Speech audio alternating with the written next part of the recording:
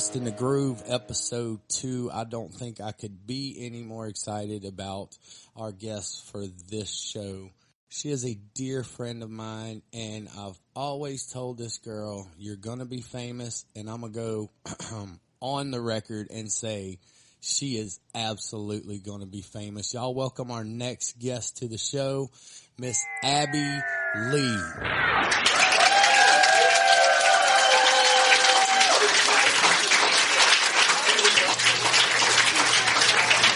All right, episode 2, Dust in the Groove. We are super pumped to have my girl, Abby Leigh, chilling with us. How are you doing, ma'am? Good, making it, kind of, trying to. Hanging on by a thread. Exactly. It's been a week. Well, only Tuesday. It only gets harder as you get older, so. That's what they tell me. That's the positive note for today. So, yeah. All right, well, I super appreciate you coming over here. I know it's got to be weird being on the other side of this situation. I don't really like it because I'm not in control. So. I know that about you, ma'am. And I'm pretty sure that you know that when you hang out with me, it can go off the rails pretty quickly. So oh, yes. I'll behave. I swear to God, I'll behave this time. So I wanted to start kind of at the beginning because that's what we do with this show is kind of figure out what led you down the road that got you to where you are now. So you were born over in Texas, right? Mm-hmm. Dallas. Dallas. Is that where your people's from? Well, my people are from here, but my parents moved to Dallas in 1989, something like that. And then I was born in 94. So, yeah. You were born in 94? Mm-hmm. Damn. I was already smoking pot by the time it was 1994. You always make me feel so old, but you're my only millennial friend. So, I got room for one, and you're my favorite. So, aww. So, you kind of, I can see that about you now. You kind of got that sassy, I'm going to do it my way kind of attitude. So that must be the Texas in you. You were like the second person who has told me that this week. Literally, our receptionist at Guarantee was like, you are, am I allowed to curse on this? Oh, yeah. Okay. She was like, you come off as, I'm Abby Leigh, and if you don't like me, I don't give a fuck. That's why I liked you the first time I met you was because you could just see that. That must be that Texas attitude. So you got the both of best worlds, I guess, coming over here. Well, how did y'all end up moving to Louisiana? So my mom's side of the family's from Lafayette, and my dad's side of the family's from Denham Springs. So when I graduated high school, I wanted something different. I didn't want to go to a college that everybody else was going to. I was like, I'm going to go off at 18. I was like, I'm going to go off and I'm going to make my own life and I'm going to make my own friends and do my own thing. So Lafayette, UL Lafayette was a safe home away from home for me because my mom's side of the family still lives there. So I could go and if something went wrong, my uncle could bail me out of jail kind of thing. So, yeah, that's immediately what I was thinking. It'd be good to be far away so you can establish your own identity. But at the same time, I don't know what I'm doing. This is life. If I screw this up, I want somebody to at least be in the proximity to come get me out of a jam. Exactly. That makes absolute sense. When I turned 19, I decided to go work on the road. So they basically take 4 20-something-year-old dudes and stick them in the dually and just go drive all over the country all the time with no consequences whatsoever, no adult supervision. It was kind of great. And when I think back on it now, I'm glad I experienced that because I saw a lot of the world. I got to go to a lot of concerts in the weird little places that you never thought you would go to concerts at and do all these things. And at the same time, I just close my eyes and thank Jesus that we survived all of that. And I'm here to tell the stories that I got to witness when they happened, man. Oh my gosh. Really though. You know what I wish we had for this next question? That 70s show flashback thing. I got to see if Santa can do the flashback thing because we're going to go back to a time when you were small, when you were young. Okay. What did young Abby want to be? Oh, young Abby wanted to be a famous singer. From 6 years old, I fell in love with American Idol, and I was like, Mom, that's what I'm going to do. I don't care if I'm selling out stadiums. I don't care if I'm playing in bars. That's what I'm going to do. Well, I'm going to tell you what. I'm going to go on the record. You see what I did there? I'm going to go on the record and say I have told you many, many times that you are going to be famous. And I still believe that right now, and that comes from the bottom of my heart. Like, I will be able to tell people, man, I knew her way back in the day. I knew her when she was bitching about some boy in this dive bar with a bunch of bikers, and I had to talk her off a ledge. Literally. That is one of my favorite stories that when we went and played, and we'll cover out how we got our little start together, but that night was fantastic. You're sitting there, and I remember what you were playing. You were playing Strawberry Wine. We were way out in the woods at this like roughneck biker bar, but all the biker guys were my friends, and they walked in the door. There was probably 10 of them. Yeah. And the look on your face was like, oh my God, where did he bring me? Like, am I gonna die? And I had to tell you, I was like, you are safer than you have been since you were in your mother's womb with these guys. Like, short of a nuclear bomb dropping literally on Marpaw, nobody is going to mess with you. But that was a wonderful night. Because I think we had just had a conversation about paying dues. Mm-hmm. One of the gigs we played before that about paying dues. And I was like, yeah, this is it. This is how that happens. Oh, yeah. So that's what you always wanted to do. You always wanted to be a musician. I just always wanted to, yes. And, I mean, as I got older, I, tried to think practically, like, okay, maybe this might not pay the bills, so I still want to work in the music business, but how can I work in the music business, make money, and still, play music on the side? So that's how I ended up in radio. That I wondered that. I always wanted to know which one came first, the chicken or the egg, and I never thought about asking you that. But I'm glad to know that music was the motivator, because I think for people like us, it motivates us to do all types of things that you may not associate with being a musician. Like, you do what you do because it's going to lead to where you want to get to. And the same thing with guys that go into like audio engineering and studio work, like. It's all leading. It may not want to be like the guy out front, but these people love music. And music is the one thing I believe that we all have in common. No matter where you're from or what your politics are or what your ideals are, you love music, some type of music. And doing a thing like this and having a place like this full of music, it just brings all those people together. And I love that we get the opportunity to do this, because it's good for all of us. Oh yeah. So you went to ULL, and that was exactly what you were going for, was broadcasting? So I was an education major for a year because my mom was a teacher, and I was like, yeah, I guess I could do this. And then I was in it for a year, and then I was like, oh, I have to be in charge of 20-something kids, and I have to deal with their parents. No, I literally went and I had to observe classrooms my first year of being in the education major field, whatever, and I was like, this is terrible.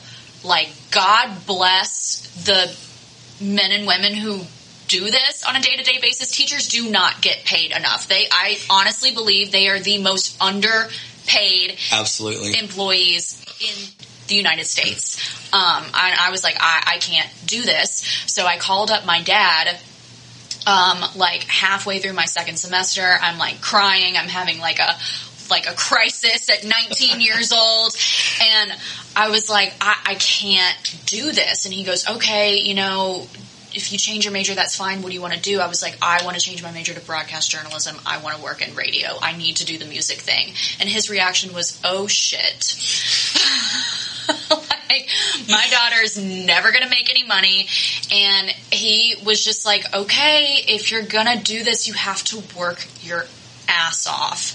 And I got an internship my junior year of college, and that turned into a part-time job at a radio station in Lafayette, and now I'm here. How long were you over there before you made the move to over here? So I was part-time for a little over a year, then they hired me full-time. I was full-time for 4 months, and Guarantee Media called me asking me to come work for them. That's awesome. So, you glad you did it? Oh, yes. Every single one of y'all that works over there just raves about it, and it seems like it comes from an honest place, and everybody that I've met up there has just been incredible. Like, it always, when you go in the building and, you know, everybody's, oh, hey, man, and everybody's waving at each other, like, it honestly feels very comfortable, because I hate being interviewed, but when it's you and Brittany, it's like, it's okay. Like, I know it's okay, because, well, you know, a lot of the other ones I've done on Zoom or whatever, like, I don't know you, you don't care, you know, and it's just super awkward. But as soon as you go in the building over there, like, everybody's just so nice and wonderful. That's good. I'm so glad you landed like there. Family, basically. I can see that. So, what were you doing when you first came over there? Around the time I met you, what were you doing? When you started? At Guarantee? Yeah. So I was just doing middays on Tiger. So I had, the 11 to 3 shift. And that was the only thing they hired me to do. So I would go in and I would help out with production here and there. And that quickly changed. Like, after about a year in, we got a new operations manager, and he was like, look, I want you to start doing more. I guess he saw something in me, because I'm music director now, and now Brittany and I have an afternoon show, so it's just progressed from there. You know, I like to think it's good begets good. I mean, you know, you put out a lot of good, because you know how a lot of people are. Once they get a little name recognition or whatever, like, their attitude changes. But you've always just been Abby, and that always comes across as, this is what you get, you know. And that's why I got so much respect for you, because I know more now about what y'all do and how much goes into it from being friends with you. Mm-hmm. And a lot of people think it's like, oh, you just sit there and play music all day. No. It's a lot. So much goes into it, and I'm learning more and more every day. Just like being music director and dealing with record labels is kind of a nightmare, but it's also fun at the same time. I've met a lot of really cool people, but there's so much that goes into what we do. Like, you would never, in your wildest dreams, just sitting in your car listening to the radio station, you would never know what actually goes behind making the station happen. Yeah, I mean, it's an incredible amount of time and effort that goes into that. And something I've always wanted to ask you, because, you know, when I listen to you and Brittany on your show, like, y'all are so upbeat, and it's got to be hard to be that way all the time. Like, yes. How do you do that? Do you just, is there a headspace that you get into that this is what I'm here to do? If I'm in a bad headspace, which it happens sometimes, I literally fake it, because once I turn the mic on, it's not about me. Yeah. So I'm there to do a job, and I might be crying in between breaks, but you would never know. That trend transcends a lot into the world of music too, because when you're, you know, it's kind of the same thing when you're playing. And you're there to entertain, and you're there to, you know, get people through their day and give them something else to focus on besides all the negative in your life. But you're still carrying yours, and you got to find a way to get through that, to do what you're there to do. A lot of times, do you think that helps with those bad times? Yes and no. I mean, I'm very thankful that I get to do what I get to do. And, like, sometimes just, you know, if I've had a tough day, just sitting there, like today, I was going through it today. And just sitting there in the studio with Brittany just put me in a better mood. It really did. But then sometimes I'll, like, literally fake it till I make it and get through that show and then go home and cry. So, yeah. Like, it's just I get life, that. you know? I get that, because, you know, I do have a lot of social anxiety when it comes to playing music. Like, I always have. I get so close to, like, I just don't think I can do that today. I don't think I can do that today. Once I start, okay, cool. Like, I got this. I know what to do. It's muscle memory, you know. You put on a little bit of a character, and you go out there and you make people laugh, you make them smile, you make them dance, and that always makes me feel better. And then I'm packing up my stuff at the end of the night going, I don't know why I torture myself beforehand, because I love this and I appreciate it. Just like what we're doing now, things fall into place, and I wanted to do this to advertise for classic vinyls, but also because I really do want to know everybody's story. Like, because I know from my end, like, how difficult it is to do this, especially for the cats that are like, all right, I'm doing this for a living. Yeah. Like, that's scary as hell. Like, I'm 43 and I'm just doing that now. Like, because I work up here. It doesn't pay the bills, but that guitar does. Like, for the first time in life, it blows my mind. But it's also, this could be over tomorrow. Yeah. And that's a scary thing. So I know how much dedication it takes for you to pick a lane and go in it. But I gotta say, just in the time I've known you, you are killing it over there. Thank you.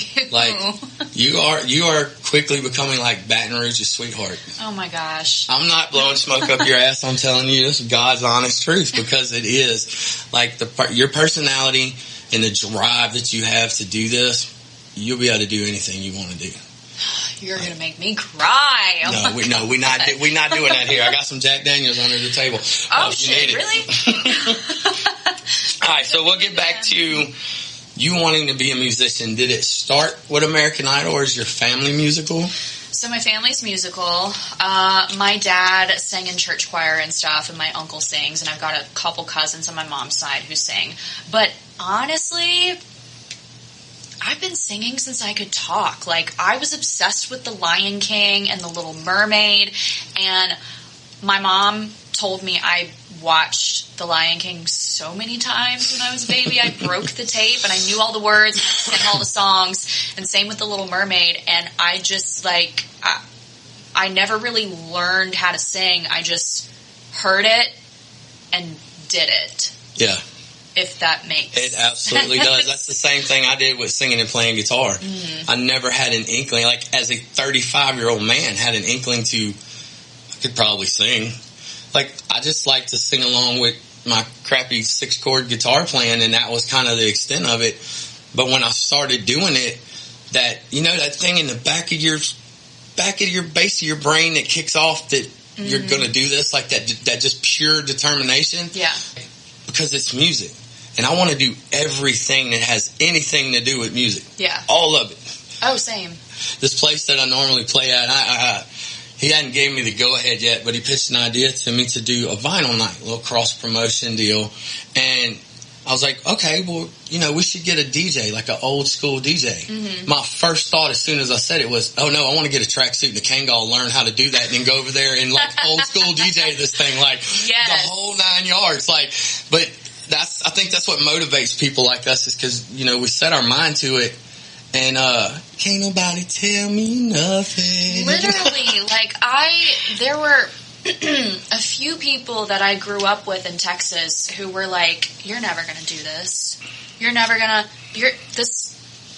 live that life. You're never going to be friends with those types of people. Like, that's just not going to happen for you. And it was not an option for it to not happen for me.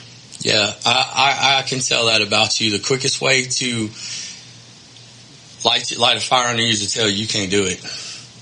I love that. Like, I love when people doubt me. I absolutely do. And that might sound cocky or whatever, but nothing motivates me more than somebody telling me I can't do it. And that's probably why you love Janis Joplin so much. You don't tell a girl from Texas she can't make it as a singer. Come on, y'all quit playing. Well, really though, you had a musical family. Was radio a big part of your youth too? Yes. This is going to sound so lame, but Radio Disney was what I listened to, like, of course sun up to sundown, and that was my thing.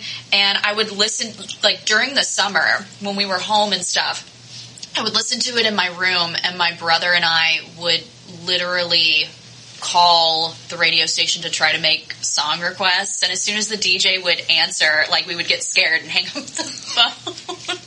But yeah, I mean, it was a big part of my life, and I didn't realize it until I started working in radio. I was always obsessed with radio, and I listened to Kid Craddock in the morning in high school, driving to school and stuff. So yeah. I didn't realize it until I got into it. You got into it, and then you realized just how much it was there.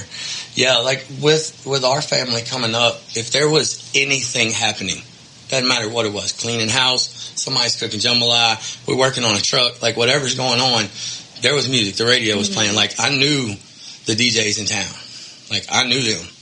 Like, when I met Scotty Drake, I had to apologize to him for, like, bugging the shit out of him when he was on Z98 way back in the day about playing Guns N' Roses' Patience. Like, I just called every 4 minutes till he freaking till he finally told us to quit calling. But I knew those guys. Like, that was a big part of my childhood too. And I think, you know, there's so many more options than terrestrial radio now. But when you have, like, you know, you and Chuck and Michelle and everybody that are captivating and make you want to listen, I think that's probably what you have to bring to the table now to keep that as the dominant form of musical media throughout the day. I see that, because that's the scary part about, you know, us having this record store. Like, this is a lot of what we do is a dying art, even with the playing the music. Like, it's a lot cheaper to get karaoke or a DJ or something than to pay an artist to come out and play. And then you have to fight the battle of, you know, I have stuff that I want to play.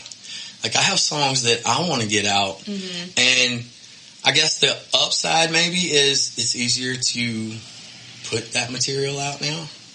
You got some songs that you're recording, huh? Yeah, I'm working on a few.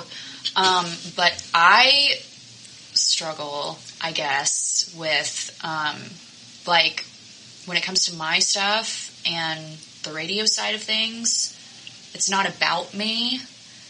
So it's going to take a lot for me to spin my own record.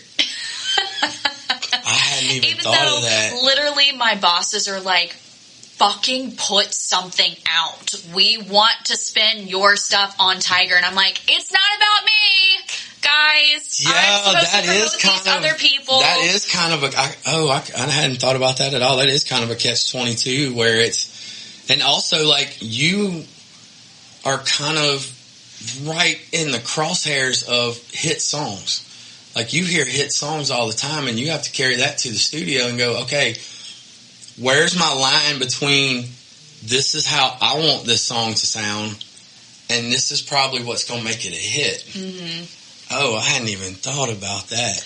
And how do you juggle that? It's, I get in my head all the time. But I have made a lot of country music friends in Nashville, and they'll come down here, and my boss, Chris Elliott, God bless that man, he is like such a good mentor, and he's very like, he wants me to succeed. Truly, he does. In either radio, music, whatever I want to do. So whenever Tiger has an event, he's like, Abby, you're opening up. You're doing a 30-minute set. And these artists come up to me afterwards, and they're like, what the hell? Like, for girls' night, a couple months ago, Maddie and Tay came in and Caitlin Smith came in, and we like did our thing at Red Stick Social. And Caitlin Smith I've been following for a couple of years, and I played a 30-minute acoustic set, and she is like, oh my God, like an amazing songwriter. I fangirl over her on a daily basis. And she walks in the middle of my set, and literally everything that was in my brain just like went out the window. And at the end of the night, her and her record rep were like, come eat dinner with us. We want to talk to you. And so I sat down, and Caitlin, like, I'm like shaking talking about this. Caitlin was like, you are incredible. You've got to pursue this. And she was like, next time you're in Nashville, we're hanging out, we're going to jam. And she's telling me all this, and I'm like, oh my God. That's when I think that's when you have to work real hard to get out of your head and go, you know what? I was diligent and smart enough to put myself in this position because, you know, as an artist, putting out your own material, you've been able through your job to make great connections to get that music out.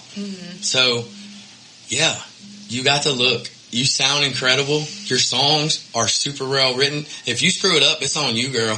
Because you can do this. You can absolutely do this. That's what my boss told me.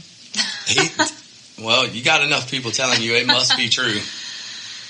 Wild. And you just figure out, I think you have to figure out a way to do it your way. Because those are always been the artists that stuck with me, regardless of what the genre of music was, is they absolutely didn't follow the rules here. But this seems sincere.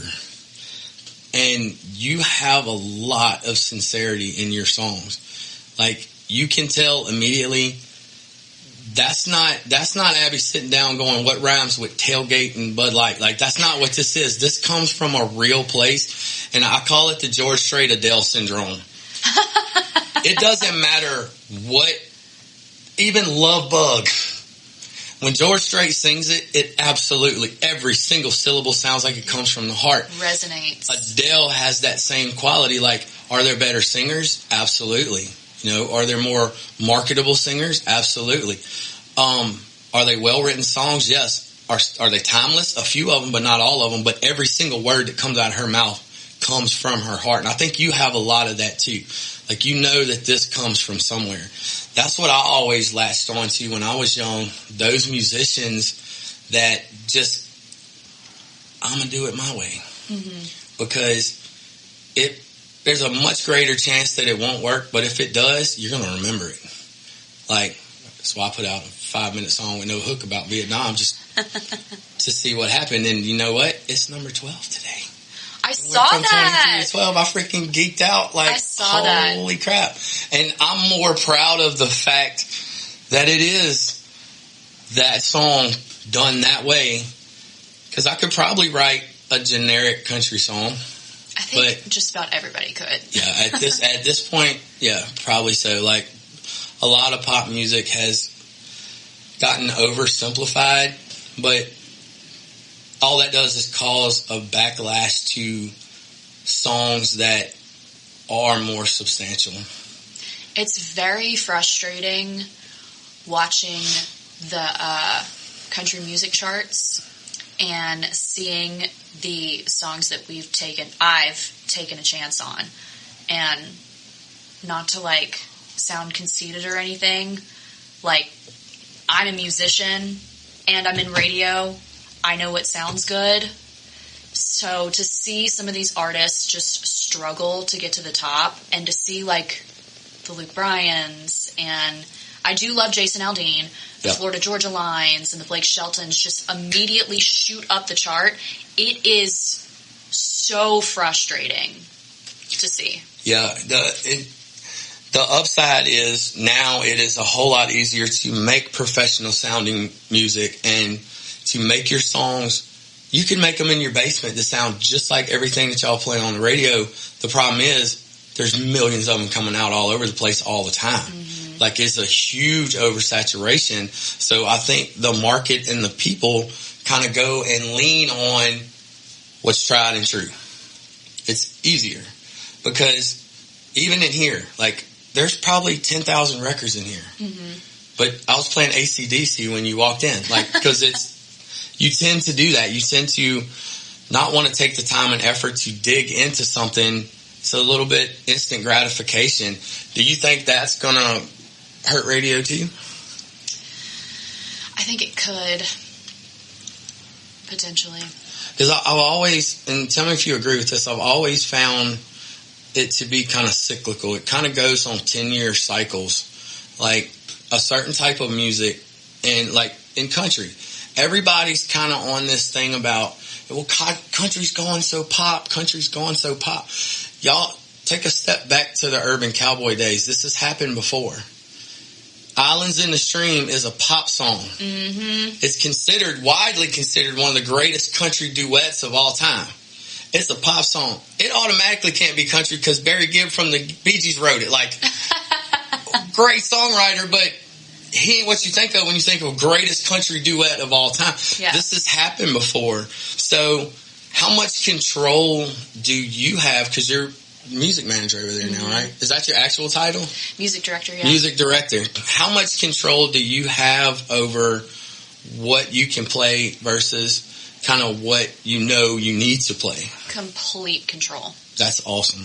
So we are local, so I don't have to answer to a corporate iHeart office. Okay. If I don't like something, and usually my boss, Chris Elliott, is right behind me because we've identified what the station is. We know what we want to play. If I don't like something, I don't care how many concert tickets you dangle in front of my face. I'm not playing Luke Bryan, honey. It's not happening. Now, if he comes out with a banger, oh yeah, yes, it'll go on my station. But otherwise, no. I love that. I love that. I'm glad that y'all have that because I think that was something that was probably missing for a while, especially when the advent of like Sirius radio came around and FM had to kind of compete with that. I think they had to play ball, but I think we're getting to that point where, you know, independent artists are getting in the charts, like the real charts. Oh yeah. Like, oh yeah. The you know, the real deal charts. And with that happening, that's going to open more doors for more options for y'all to and we need kind of do what y'all want to do. More radio stations like us that play the real shit, that play the Tyler Childers, that play the John Ruizes, that play the Kendall Schaefers. Like, because that's the real stuff. And sometimes these record labels, like there's this girl who Sony Nashville is pushing right now. Her name's Morgan Wade, and she is right on the money. She's incredible. I think she'll do really, really well, but I was very surprised when they decided that they were going to push her because she doesn't really fit like the typical pop country that's like out right now.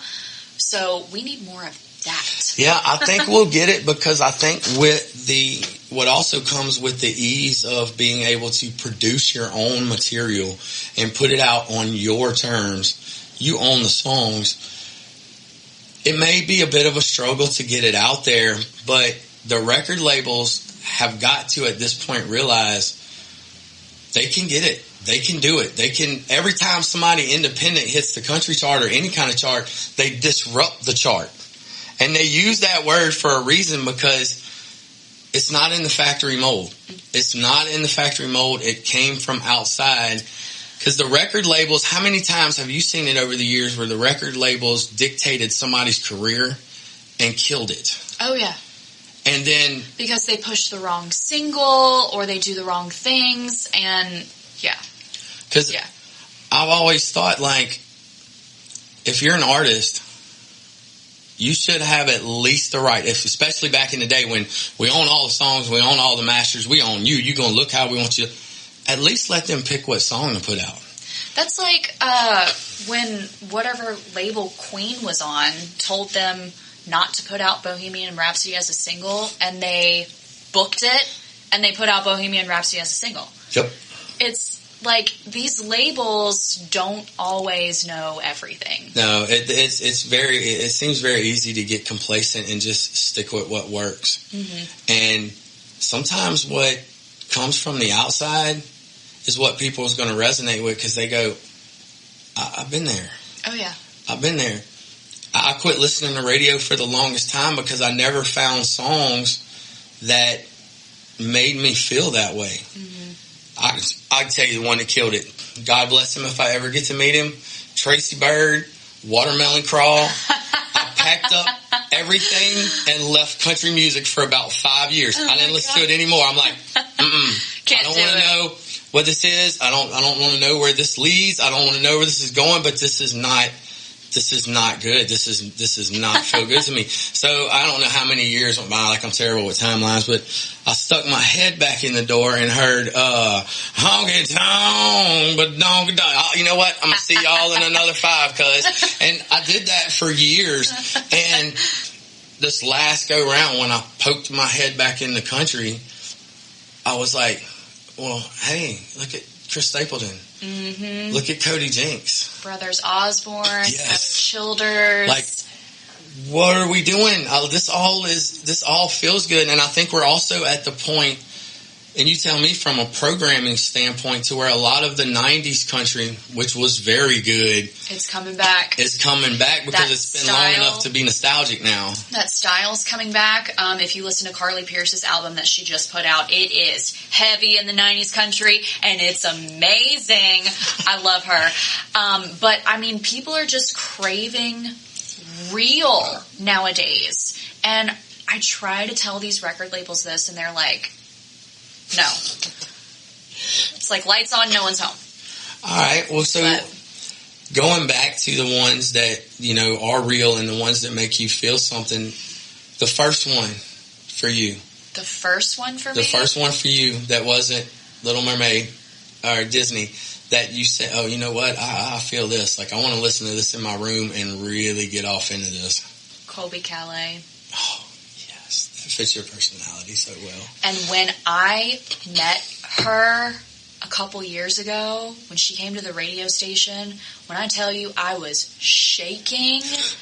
I think I talked to you. I think I might have talked to you the day before that. She had a band. It was her new, but what was it called? Gone West. Gone West. That's right. You freaked out, huh? I freaked all the way out. And I fangirled, and we were in the elevator, and I just, like, I could not, it was like word vomit. And I was like, I love you so much. Like, I listened, like, when Bubbly came out, like, that was my shit. And, like, I just kept going and going. And I was like, I play music too and all this stuff. And, they sent me a handwritten letter a few weeks later, and they were like, can't wait to hear your stuff on the radio one day. And they all signed it, and I lost it.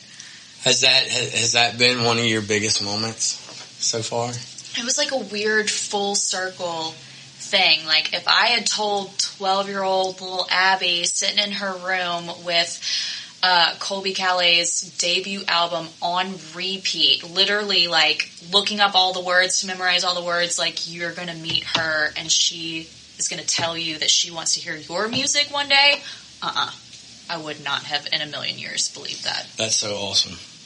That's so awesome. Did it feel more like validation, or was it just fangirl all the way across? A little bit of both. I think that's how it should feel. Yeah. Because you got a lot to be proud of, and even at the age I'm at now, like, I still have to carve out time to realize that. Like, hey, you know what? Not everybody gets to do what I just did.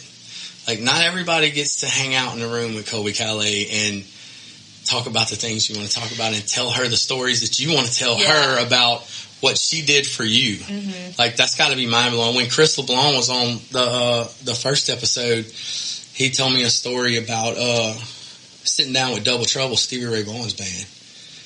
And he just asked him, he was like, man, can I ask you about Stevie? Dude, he's my best friend. You can ask me anything you want. And I think a lot of these artists appreciate that kind of stuff. They do. They do. You know, there are going to be some little girls that's going to freak out when they get to sit down with Abby Leigh one day. Like, you know that, right? I was playing a gig at the Crowne Plaza a couple months ago, and there was a pageant that was going on. So there were a whole bunch of little girls out by the pool and stuff. And as I was packing up, like, one of the little girls dropped, like, $40 in my guitar case. And I was like, oh, my God. And she goes, you should play on a big stage. And I was like, from the mouths of babes. God, she was like, you're so good and you're so pretty. I wanted to cry. I was like, oh my God. And you know when it comes from children, then it's genuine. Oh, yeah. Oh, absolutely. I very seldom get to play where there's children. Because what I do isn't not the most kid-friendly show all the time, but I did get to go play in Lake Charles, and there was about 10 or 12 kids up front. And this little guy kept climbing the little rail over there at K-Bonds, and he's climbing the rail, and he's just watching me, and he's watching me play. And I said, you want to sing when you grow up? He's like, I want to play guitar. Like my daddy. And I mean, he had the lip curled up and everything, and I was like, I hope to God he does, because he's like 5 years old and he's already got the attitude for it. I love that. I love it. Well, let me ask you this. So, with your broadcast career doing well, and you're going to be a celebrity waiter. Mm-hmm. I saw that today. That was pretty cool. Like, so you can't say you're not famous anymore because that's the literal definition is celebrity. We'll skip the part about having to serve everybody drinks, but celebrity. Like, I'm just like, I'm going back to my college days, like waiting tables. Hey, I've been here before. Yeah. Y'all better tip too. Exactly. It's for a good cause. What's it for? It's for Baton Rouge Children's Advocacy Center. So they help children who have been abused. Oh, absolutely. Neglected and everything. So it's for a really good cause. So, you going to be famous? Like, is that the goal? You going to follow the broadcast career to a point and then jump? So, when I was growing up, I was like, I want to be famous, I want to be famous, I want to be famous, I want to be famous. Now, I just want to be successful and happy, and I don't want to live a cookie cutter life. That's where I'm at. If fame comes with it, fame comes with it. If not, and I'm just like working for a record label and like traveling with some badass artists around the country, I'm fine with that too. That's a good plan. Because you can ride both lanes this entire ride. Like, that's so cool. I know my life's awesome. I know I'm super blessed.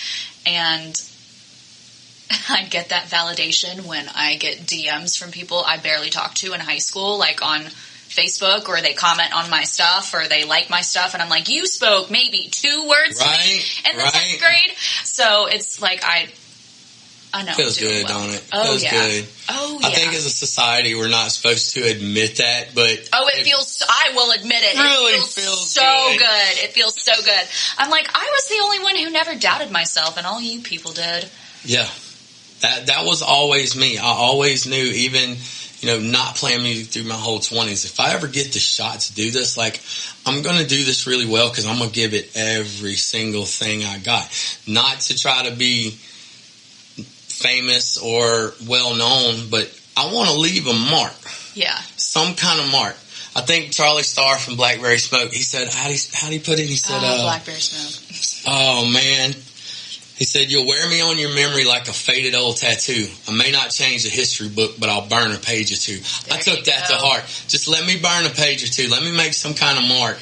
Yes. And I'm good with that. I'm good. You get to leave something behind.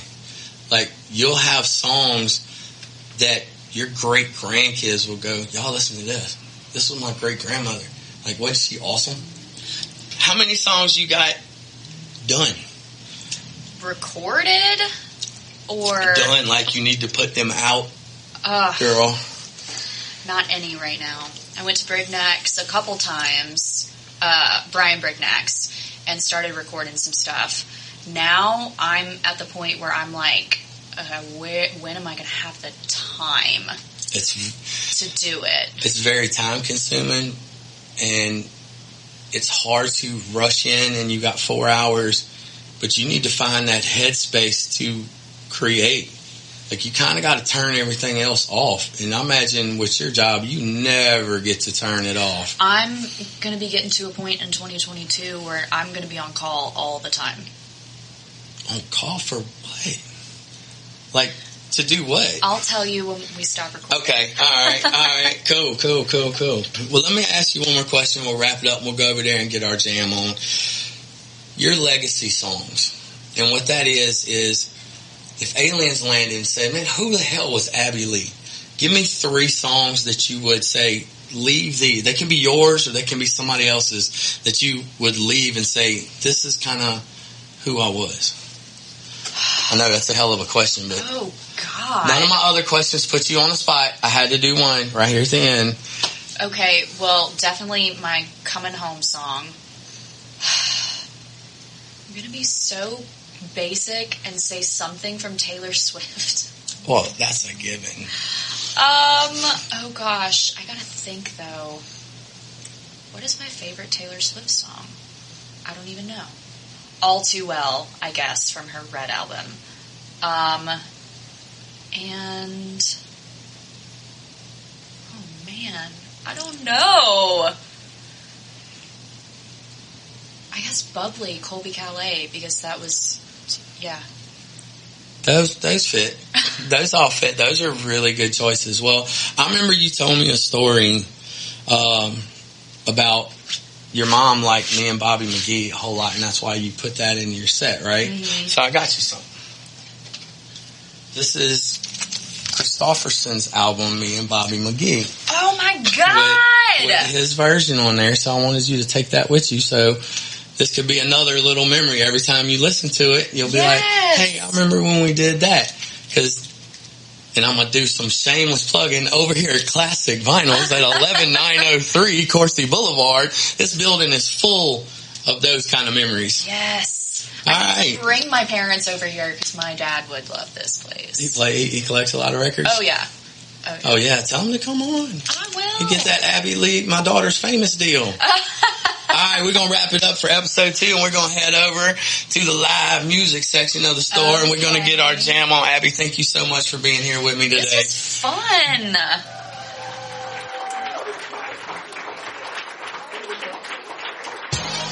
I want to take a second and tell you about my good friends over at Ace Billiards. Ace Billiards is what you call a juke joint. It's an awesome place to go hang out and listen to music, have a cold beer, have a few drinks, get a little loud, have some fun, but not have to deal with any of the BS that usually comes with that. There's nobody fighting in the parking lot. There's nobody raising hell inside. Everybody's just there to have a good time. The owners are incredible. Hell, they let me come play there all the time. It's Ace Billiards, Highway 16 and 22 in Marpaw, Louisiana. It's right at the roundabout. You can't miss it. You go through the roundabout, it runs you right into the parking lot. Ace Billiards, man, it's just a cool place to go. It's a good river bar with wonderful people. You should go by and check it out. Ace Billiards, Highway 16 and Highway 22 in Marpaw, Louisiana.